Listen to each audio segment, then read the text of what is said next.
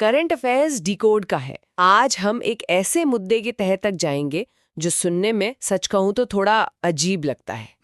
क्या कनाडा, जो दुनिया के सबसे स्थिर और शांतिपूर्ण देशों में से एक माना जाता है, टूटने की कगार पर है? सवाल ही बहुत बड़ा ही है। बिल्कुल। हमारे पास जो रिपोर्ट्स हैं वो एक बड़ी दिलचस्प कहानी बताती हैं।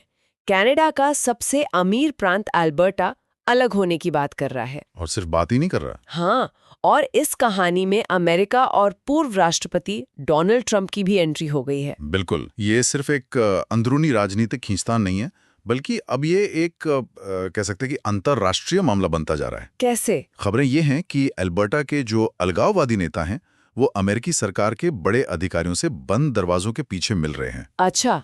और जब इस सबके पीछे डोनाल्ड ट्रंप का नाम जुड़ता है, जिनके वो पुराने बयान सबको याद हैं। हाँ, वो तो है ही। कभी कनाडा को अमेरिका का 51वां राज्य कहना, कनाडा के प्रधानमंत्री को गवर्नर बुलाना, तो जाहिर है चिंता बढ़ना लाजमी है। तो आज की हमारी पड़ताल इसी पर है। हम ये समझने की कोशिश करेंगे कि कनाडा का सबसे अमीर प्रांत आखिर अलग क्यों होना चाहता है, इस अलगाववादी आंदोलन की जड़ें कितनी गहरी हैं, और सबसे बड़ा सवाल, क्या अमेरिका वाकई कनाडा को तोड़ने में दिलचस्पी रखता है? और ये कहानी एक बहुत ही बुनियादी सवाल खड़ा करती है कि क्या पैसा और संसाधन किसी देश को एक साथ रखते हैं या उसे तोड़ भी सकते हैं। यही इस पूरे मामले का क्रक्स है। जी, और इस कहानी का केंद्र है एक समूह जिसका नाम है Alberta prosperity project. Alberta prosperity project. हाँ, ये कोई छोटा मोटा दबाव बनाने वाला ग्रुप नहीं है। ये एक ऑर्गेनाइज्ड राजनीतिक आंदोलन है जिसका सिर्फ एक ही मकसद है। और वो क्या है? अल्बर्टा को कनाडा से अलग करके एक आजाद देश बनाना। और इसके लिए उनका प्लान क्या है? मतलब वो कैसे करेंगे? उनका प्लान सीधा है, एक जनमत संग्रह यानी रेफरेंडम कराना। अच्छा, रेफरेंडम। वो चाहते हैं कि अल्बर्टा के लोगों से सीधे सीधे पूछा जाए कि क्या आप कनाडा का हिस्सा बने रहना चाहते हैं या नहीं। उन्हें यकीन है कि ज्यादातर लोग आजादी के पक्ष में वोट देंगे। लेकिन जो बात मुझे सबसे ज्यादा हैरान करती है वो ये है कि अल्बर्टा कनाडा का सबसे अमीर प्रांत है। जी हाँ। हमारे सूत्रों के मुताबिक यह तेल, प्राकृतिक गैस और खेती का पावर हाउस है। जी। कनाडा के कुल तेल उत्पादन का लगभग 60% अकेले यहीं से आता है। ये तो ऐसी बात हुई कि घर का सबसे ज्यादा कमाने वाला सदस्य ही घर छोड़ने की धमकी दे रहा हो। इसकी वजह क्या है? आपने बिल्कुल सही नब्ज पकड़ी है। सारी नाराजगी की जड़ असल में पैसा और कंट्रोल है। पैसा और कंट्रोल? जी। इसे समझने के लिए कनाडा के सिस्टम को समझना जरूरी है। कनाडा में एक सिस्टम है जिसे इक्वलाइजेशन पेमेंट्स कहते हैं। इक्वलाइजेशन पेमेंट्स, ये क्या होता है? आसान भाषा में ये एक ऐसा गुल्लक है जिसमें अमीर प्रांत पैसा डालते हैं और उस पैसे से गरीब प्रांतों की मदद की जाती है, ताकि पूरे देश में पब्लिक सर्विसेज का एक स्टैंडर्ड बना रहे। बिल्कुल। सुनने में तो ये एक देश को एकजुट रखने का अच्छा तरीका लगता है। हाँ, लगता तो है। तो इसमें समस्या कहाँ है? समस्या तब होती है जब एक प्रांत को लगता है कि वो दशकों से सिर्फ गुल्लक में पैसा डाल ही रहा है और बदले में उसे कुछ नहीं मिल रहा। अच्छा। अल्बर्टा की यही शिकायत है। कुछ रिपोर्ट्स के मुताबिक पिछले कुछ दशकों में अल्बर्टा ने इस सिस्टम में सैकड़ों अरब डॉलर का योगदान दिया है।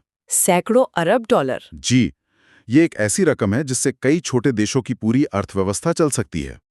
तो वहां के लोगों में ये भावना घर घर गई है कि हमारे पैसे से क्यूबेक और दूसरे प्रांतों में सड़कें और स्कूल बन रहे हैं। और हमारे भविष्य के फैसले कोई और ले रहा है। बिल्कुल, कि फैसले ओटावा में बैठे वो लोग ले रहे हैं जिन्हें हमारी जमीनी हकीकत का कोई अंदाजा नहीं है। अच्छा, तो ये बिना प्रतिनिधित्व के कराधान वाली भावना है।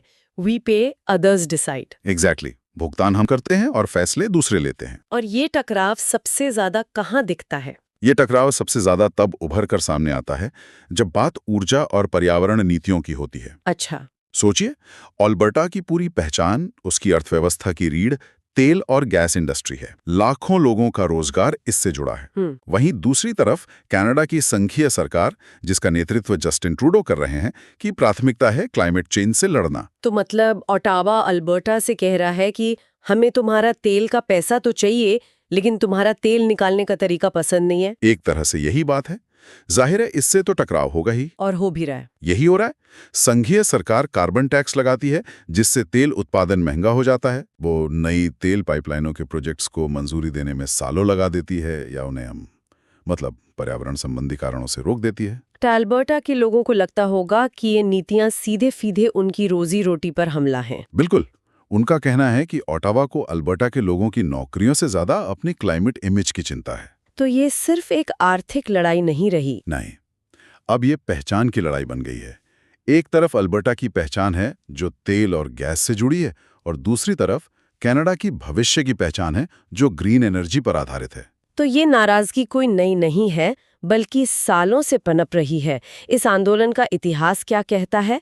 क्या ये ट्रूडो सरकार की नीतियों की वजह से ही शुरू हुआ है? नहीं, इसकी जड़ें कहीं ज्यादा गहरी हैं, और दिलचस्प बात यह है कि इसका कनेक्शन भी एक ट्रूडो से ही है। अच्छा, जस्टिन ट्रूडो? नहीं, उनके पिता से है। ये गुस्सा आज का नहीं है। इसकी शुरुआत 1980 के दशक में हुई थी, जब जस्टिन ट्रूडो के पिता पियरे ट्रूडो प्रधानमंत्री थे। Pierre Trudeau? जी, वो एक नेशनल एनर्जी प्रोग्राम लेकर आए थे। और उस प्रोग्राम में ऐसा क्या था जिससे अल्बर्टा इतना नाराज हो गया? उस प्रोग्राम ने प्रांतीय संसाधनों, खासकर तेल और गैस पर संघीय सरकार का नियंत्रण बहुत ज्यादा बढ़ा दिया था। मतलब केंद्र का कंट्रोल बढ़ गया? हाँ, अल्बर्टा में इसे एक धोखे की तरह देखा गया, जैसे केंद्र सरकार उनके घर में घुसकर उनकी तिजोरी पर कब्जा कर रही हो। उन्हें लगा कि जिस तेल को वो अपना मानते हैं, उसे पूरा देश अपनी जागीर समझ रहा है। उस एक घटना ने अविश्वास की ऐसी खाई पैदा की जो आज तक नहीं भर पाई है। तो आज जो हो रहा है वो उसी पुरानी नाराजगी का नया रूप है? बिल्कुल। तो ये साफ है कि अंदरूनी तौर पर काफी तनाव है। लेकिन अब कहानी में एक नया और शक्तिशाली किरदार आ रहा है, अमेरिका। ये सिर्फ एक घरेलू झगड़ा नहीं रह गया है ना? अमेरिका इसमें क्यों दिलचस्पी ले रहा है? देखिए, अमेरिका के लिए अल्बर्टा सिर्फ कनाडा का एक प्रांत नहीं है, बल्कि एक बेहद जरूरी रणनीतिक और आर्थिक पार्टनर है। अच्छा, इसके क्या कारण है? इसके दो मुख्य कारण हैं। पहला, भूगोल और अर्थशास्त्र। अल्बर्टा की पूरी ऊर्जा अर्थव्यवस्था का झुकाव दक्षिण की ओर, यानी अमेरिका की तरफ है। सारी पाइपलाइनें और बाजार वहीं हैं। जी, अल्बर्टा का ज्यादातर तेल और गैस अमेरिका ही जाता है। सारी पाइपलाइनें, रिफाइनरी और बाजार अमेरिका से जुड़े हुए हैं। अगर अल्बर्टा एक अलग देश बनता है, तो अमेरिका को अपने पड़ोस में एक ऊर्जा संपन्न और दोस्ताना देश मिल जाएगा। और दूसरा कारण? दूसरा कारण सांस्कृतिक है, जिसे अक्सर नजरअंदाज कर दिया जाता है। सांस्कृतिक? वो कैसे? रिपोर्ट्स बताती हैं कि अल्बर्टा के लोग राजनीतिक और सांस्कृतिक रूप से खुद को टोरंटो या मॉन्ट्रियल के लोगों से ज्यादा अमेरिका के टेक्सास या मोंटाना के लोगों के करीब महसूस करते हैं। अच्छा, ये तो दिलचस्प बात है। उनकी जीवन शैली, उनके राजनीतिक विचार बहुत हद तक रूढ़िवादी अमेरिकियों से मिलते जुलते हैं। ये सांस्कृतिक निकटता इस भावना को और मजबूत करती है कि उनका स्वाभाविक साथी कनाडा नहीं, बल्कि अमेरिका है। इसी पृष्ठभूमि में हमें इन हालिया मुलाकातों को देखना होगा। इन मीटिंग्स के बारे में हमें क्या पता है? कौन किससे मिल रहा था और क्यों? हमारे सूत्रों के मुताबिक अप्रैल 2025 के बाद से अल्बर्टा के अलगाववादी नेताओं और अमेरिकी अधिकारियों के बीच कम से कम 3 गुप्त बैठकें हुई हैं। 3 बैठकें? जी, और ये कोई निचले स्तर के अधिकारी नहीं थे। बात हो रही है यूएस स्टेट डिपार्टमेंट और ट्रेजरी डिपार्टमेंट के अधिकारियों की, जो भारत के विदेश मंत्रालय और वित्त मंत्रालय के बराबर है। बिल्कुल। मतलब अमेरिका इस मामले को काफी गंभीरता से ले रहा है। इन बैठकों में अलगाववादियों का एजेंडा क्या था? वे अमेरिका से क्या चाहते हैं? उनका एजेंडा बिल्कुल साफ है, एक आजाद अल्बर्टा के लिए अमेरिका का समर्थन। वो इसे एक बिजनेस डील की तरह देख रहे हैं? हाँ, एक तरह से उनका प्रस्ताव है, आप हमें एक स्वतंत्र देश के रूप में स्थापित होने में मदद करें और बदले में हम आपको ऊर्जा सुरक्षा की गारंटी देंगे। और पैसों की भी बात हुई है? जी, रिपोर्ट्स के अनुसार वे अमेरिका से लगभग $500 बिलियन की वित्तीय सहायता की उम्मीद कर रहे हैं, ताकि कनाडा से अलग होने के बाद शुरुआती झटकों से उभर सकें और अपनी अर्थव्यवस्था को स्थिर कर सकें। $500 बिलियन? ये तो बहुत बड़ी रकम है। इस पर अमेरिका का आधिकारिक रुख क्या है? आधिकारिक तौर पर अमेरिका बहुत ही सदावा खेल खेल रहा है। मतलब? उनका कहना है कि ये बैठकें सिविल सोसाइटी के साथ रूटीन बातचीत का हिस्सा हैं और वे कनाडा की अखंडता का पूरा सम्मान करते हैं। वे साफ तौर पर अलगाववाद का समर्थन करने से इनकार कर रहे हैं। लेकिन कूटनीति में जो कहा जाता है उससे ज्यादा जरूरी वो होता है जो नहीं कहा जाता। जब आप किसी देश के अलगाववादी नेताओं से मिलते हैं तो ये उस देश की सरकार को एक बहुत कड़ा संदेश देता है, भले ही आप आधिकारिक तौर पर कुछ भी कहें। बिल्कुल। जाहिर है कनाडा की सरकार को यह संदेश मिल गया होगा। उनकी तरफ से क्या प्रतिक्रिया आई है? प्रतिक्रिया बहुत तीखी रही है।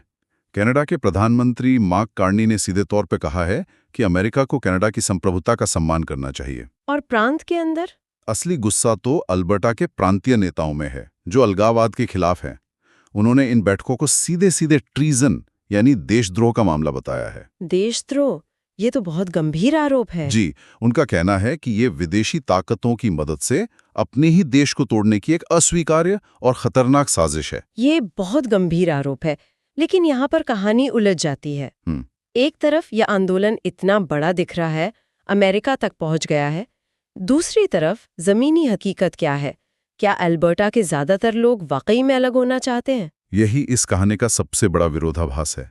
अच्छा। जब आप नेताओं के बयानों और इन अंतर्राष्ट्रीय बैठकों को देखते हैं तो लगता है कि अल्बर्टा में क्रांति होने वाली है, लेकिन जब आप जनमत सर्वेक्षणों को देखते हैं तो तस्वीर बिल्कुल अलग नजर आती है। कितनी अलग? स्वतंत्र सर्वेक्षणों के अनुसार अल्बर्टा में आजादी का समर्थन करने वालों की संख्या सिर्फ 25 से 30% के बीच है। बस 25 से 30%? जी, और ये भी अधिकतम आंकड़ा है जब भावनाएं उफान पर होती हैं। अच्छा, तो समर्थन उतना ज्यादा नहीं है जितना ये आंदोलन दिखाने की कोशिश कर रहा है? बिल्कुल नहीं। और जब लोगों के सामने आर्थिक हकीकत रखी जाती है कि अलग होने पर व्यापार का क्या होगा, क्या हमारी मुद्रा स्थिर रहेगी, तो ये समर्थन और भी तेजी से गिर जाता है। तो मतलब राजनीतिक रूप से ये अभी भी हाशिए पर ही हैं? जी बिल्कुल। असल में राजनीतिक रूप से ये आंदोलन अभी भी हाशिए पर ही है। ज्यादातर लोग नाराज जरूर हैं, लेकिन वह कनाडा को तोड़ना नहीं चाहते। तो फिर यहाँ एक बड़ा सवाल उठता है, अगर जमीनी समर्थन इतना कम है तो भी अमेरिका इसमें इतनी दिलचस्पी क्यों ले रहा है? और ट्रंप का इसमें क्या एंगल है? इस पूरी कहानी का निचोड़ क्या है?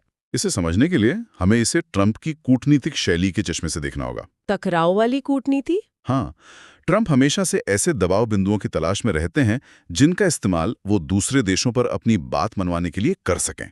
तो अल्बर्टा का ये आंदोलन उनके लिए कनाडा पर दबाव बनाने का एक टूल है? एक बेहतरीन टूल है। व्यापार समझौतों से लेकर सीमा विवादों तक वो इस मुद्दे को एक तुरुप के पत्ते की तरह इस्तेमाल कर सकते हैं। और ऊर्जा सुरक्षा का पहलू तो है ही। निश्चित रूप से, जहां तेल है वहां अमेरिका का राष्ट्रीय हित है। एक स्वतंत्र अल्बर्टा जो पूरी तरह से अमेरिका पर निर्भर हो और उसका करीबी सहयोगी हो, अमेरिका की ऊर्जा सुरक्षा के लिए एक बहुत बड़ी जीत होगी। तो ये ट्रंप की उसी सोच का हिस्सा है जिसके तहत वो ग्रीनलैंड खरीदना चाहते थे? बिल्कुल। उनके लिए संसाधन और रणनीतिक लोकेशन सबसे ज्यादा मायने रखती है। और कनाडा के लिए इसके क्या मायने हैं? कनाडा के लिए ये उसकी राष्ट्रीय एकता और संप्रभुता की अब तक की सबसे बड़ी परीक्षाओं में से एक है। ये मामला दिखाता है कि कैसे एक अमीर और संसाधन संपन्न क्षेत्र की आर्थिक शिकायतें देश की एकता के लिए एक गंभीर खतरा बन सकती हैं। खासकर तब जब कोई शक्तिशाली पड़ोसी देश उस आग में घी डालने का काम करने लगे। सही कहा आपने। तो कुल मिलाकर ये सिर्फ एक प्रांत के कुछ नाराज लोगों की कहानी नहीं है। ये ऊर्जा, अर्थशास्त्र, राष्ट्रीय पहचान और अंतर्राष्ट्रीय कूटनीति का एक बेहद जटिल जाल है। बिल्कुल। और ये मामला अंतर्राष्ट्रीय राजनीति के लिए भी एक बड़ा सबक है। ये दिखाता है कि कैसे आज के दौर में आर्थिक शिकायतों और संसाधन आधारित राजनीति का इस्तेमाल अंतर्राष्ट्रीय संबंधों में एक हथियार के रूप में किया जा सकता है। एक तरह की चेतावनी है। हाँ, एक चेतावनी है कि किसी भी देश के अंदरूनी मतभेद बाहरी ताकतों के लिए दखल देने का दरवाजा खोल सकते हैं। इस पूरी चर्चा से एक आखिरी सवाल जहन में आता है जो शायद हमारे श्रोताओं को भी सोचने पर मजबूर करेगा। यह स्थिति एक बहुत ही महत्वपूर्ण सवाल खड़ा करती है। जब किसी क्षेत्र की आर्थिक पहचान जो जीवाश्म ईंधन पर टिकी हो और देश की राष्ट्रीय पर्यावरणीय दिशा जो कार्बन उत्सर्जन कम करने पर केंद्रित हो, के बीच सीधा टकराव हो, तो राष्ट्रीय एकता को बनाए रखने की असली कीमत क्या होती है? और क्या विकास की परिभाषा पर मतभेद एक देश को तोड़ने के लिए काफी है? बिल्कुल, एक बहुत ही जरूरी सवाल है ये। शारदा ऑनलाइन क्लास का टेलीग्राम सा PDF ले सकता है।